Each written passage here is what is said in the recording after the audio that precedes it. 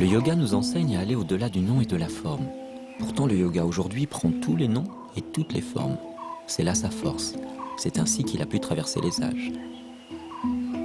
Yoga signifie unir, lier, à travers la relation que l'on entretient avec soi-même, avec l'autre et les autres, et enfin avec le monde qui nous entoure, au-delà du temps et de l'espace. Le yoga est l'étude du monde physique. Et ce, depuis les premiers âges, des êtres humains se sont assis et ont observé le mouvement des planètes et la place de l'homme dans l'univers. Ils ont entendu leur cœur battre et ont dû se poser la question du mystère du vivant. Comme l'a écrit Aldous Huxley, pour moi, la matière est miraculeuse.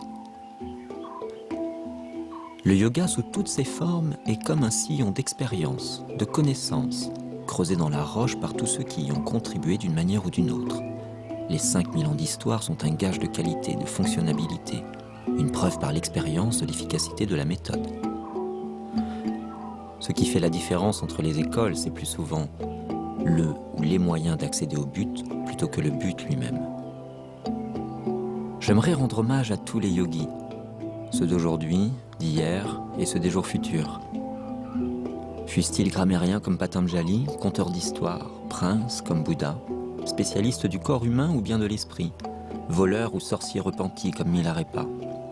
Qu'ils soient de ceux qui montent des écoles ou de ceux qui n'en sont pas, je rends un humble hommage à tous ceux qui contribuent à faire perdurer cette fabuleuse discipline. À moins que ça ne soit pour vous qu'une philosophie ou une hygiène de vie, le yoga sera ce que vous voulez qu'il soit pour vous. Malgré toutes les formes qu'il prend, il y a quelque chose d'immuable qui demeure. Le yoga nous invite à entendre le son intérieur, Anahata Nadam, au diapason avec la vibration du vivant, de l'univers. Le cours que je vous propose aujourd'hui est un Vinyasa Karama. Vinyasa signifie placer avec conscience dans un ordre spécifique. Vi, ordre.